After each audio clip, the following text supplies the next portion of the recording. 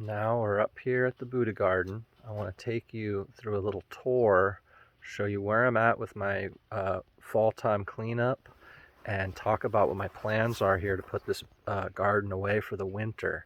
I don't know that I'm going to be growing this garden next year.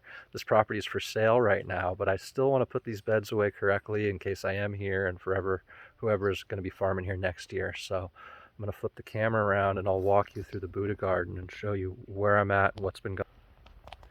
So this is a Hugel right here. We dug a trench. There's a lot of wood in here. This is the second year it was grown in. Had about 5 little ganja plants and a bunch of companions in it.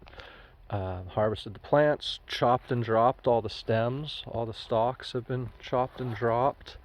Any stems that came out of the dry room have been cut down to at least 6 to 8 inches or so and layered down in here. You can see there's a stalk. And here's some old stalks, and there was a comfrey right here that I chopped and dropped a little bit. You can see some of the comfrey getting buried there. There's a tobacco nicotiana, there's a wormwood and a hollyhock.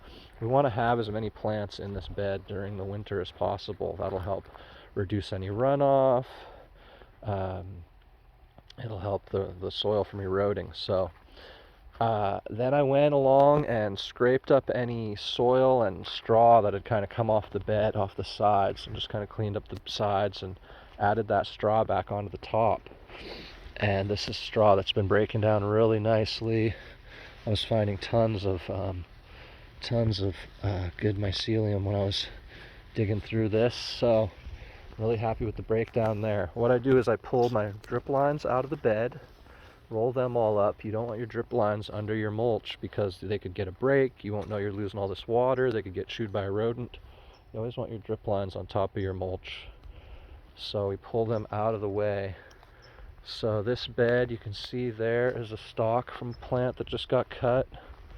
And I did the same thing over here. And look, I did note, so here's some of those stems.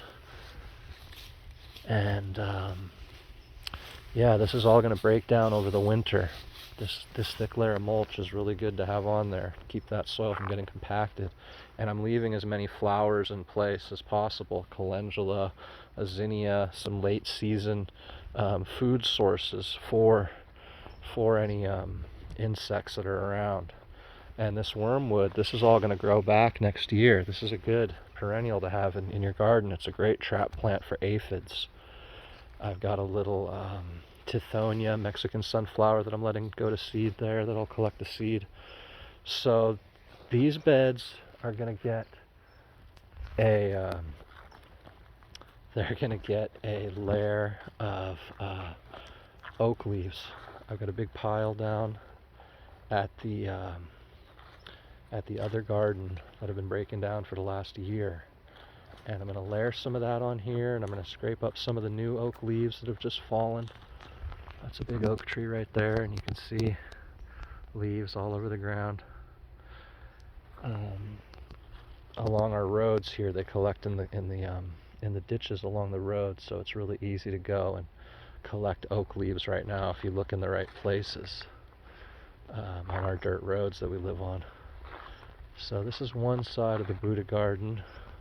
So we're going to lay those leaves down, and then I'm going to lay a little bit of compost on top of that, and I'm going to plant those cover crop seeds into that compost. And then I'm going to cover those with a shade cloth to keep the birds from eating them while they germinate. This is another bed. These are 3 Hugels over here. They got tore up by some dogs that were here recently, and also the turkeys come in. So I'm going to kind of reshape these. I'm going to dig up that soil and reshape this bed. This one got really washed out by these dogs, so I'm going to reshape this bed and then lay down those leaves and lay down that compost and try to plant those cover crops. I'm getting a lot of mushrooms popping up right now. Tons of mushrooms. These I'm going to throw right onto these beds to get as much diversity of microbes. Look, that's all mushrooms that are breaking down. So this is a bed that I chopped and dropped a lot of material already. This had 3 cannabis plants and a bunch of companions. And there's a lot of wormwood that I grew in this bed last year that came back this year and was a really nice companion. Got African marigold, some hollyhocks over there. And this plant was a bed had tie-down plants in it, where I used the Conscious Gardener's jute trellis netting, compostable, biodegradable trellis netting, on the ground to tie these plants to. And I'm just leaving it on the ground to break down in the bed. I'm actually going to cover that up with those leaves and let that decompose and plant those cover crops in it. Those mushrooms will all get thrown on those beds. This is a cool U-shaped hugel. It's shaped like a horseshoe. And this had all tie-down plants on it. Like I've got this one super sad ghost train haze plant. It's the only thing left in the garden.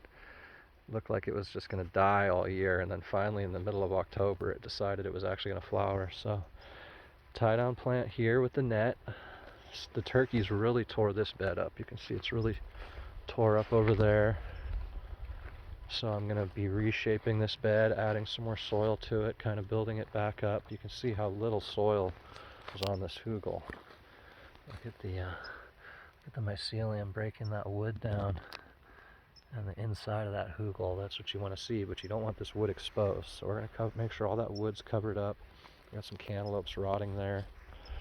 The reason I'm leaving some plants in these beds, you can see all the flowers I'm leaving. So we have some late season pollinators for our insects, some zinnias, but I'm also leaving a few of these dead sunflowers, and these are going to be good food sources for the birds. They like the seeds. There's also a lot of birds that will only land on a low perch like this.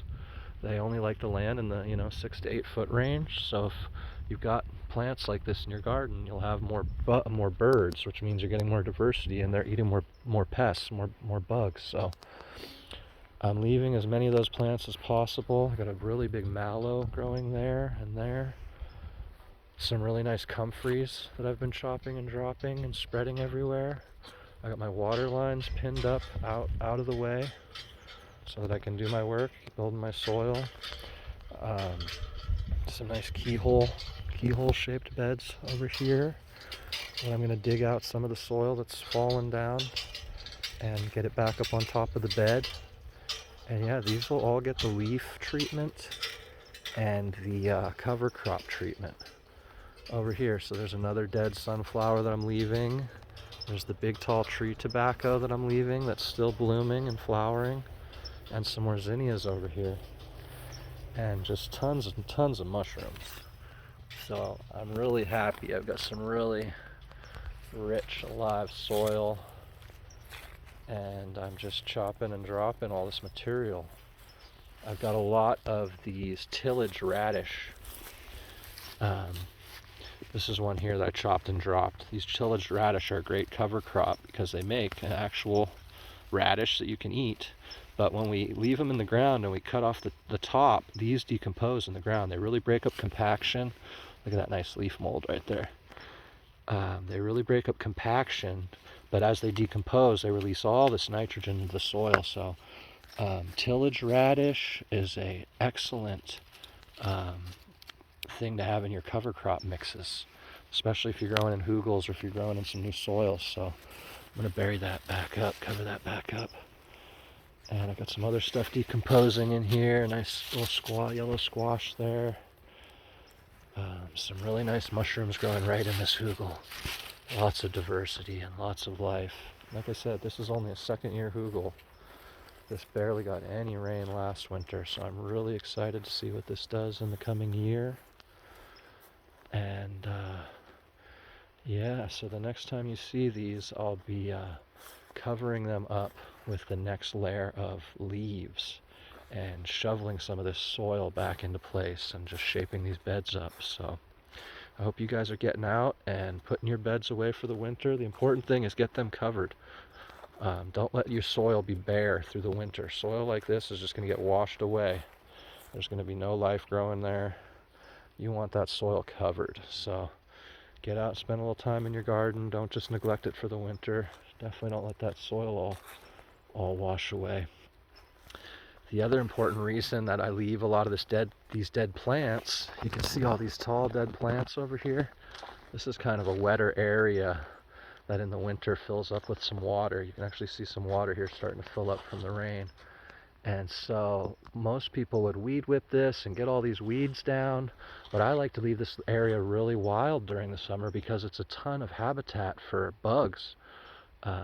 You know, during the hot part of the day, your beetles go in here. This acts as a beetle bank, and your beetles, bugs that only go out during the nighttime, will go and hide in there from the bugs, from the birds. And at night they'll come out and they'll go 100 feet in every direction and break down manures and perform a lot of good functions. So I like to leave this because there's also bugs that overwinter in these. If you burn all these dead branches, get rid of all this stuff and burn all your stems, there are a lot of crucial bugs that overwinter in these. And I really noticed it the other day when I went to collect the seeds from this teasel right here. And the seeds were just full of bugs. The seed heads were just full of bugs. And I was just amazed at how many bugs were living in these during these cold days. So it's important to leave some dead stuff standing in your garden. That's why I left those sunflowers. That's why I'm leaving all this teasel. And I also have a lot of this curly dock over here, these docks that went to seed. This is a plant that I use to make Jadam herbal solution. It has fungicidal effects as well as pesticidal effects. And it grows everywhere here. I mean, it's really, almost every farm I go out on has it. These are some young, immature ones right here. This is what they look like when they're young, and you can actually eat these greens, you know. When they're really young, they're pretty tender. So, get out and find your docks, get to know your plants, get to know your plant allies. There's also this watercress that grows in here. Or no, this one's a mint. Yeah, this is the pennyroyal mint. So we make a pesticide out of that. But there's also watercress that grows in here in the spring, which you can make into a liquid fertilizer. It's very high nitrogen. You can also eat it. It's delicious. A little spicy. So that's what's going on with the Buddah garden, y'all. Touched on a bunch of stuff, but that's what's on my mind at the moment, is how do we put this garden away for the winter.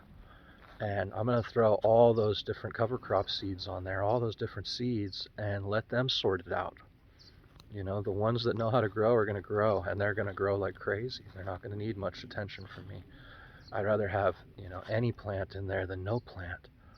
And I'd rather have a plant there that I have the choice of thinning out and creating biomass with, versus just, you know, something I had to plant and tend. So, all right, y'all, that's it. Hope your fall's going good. Put those gardens away.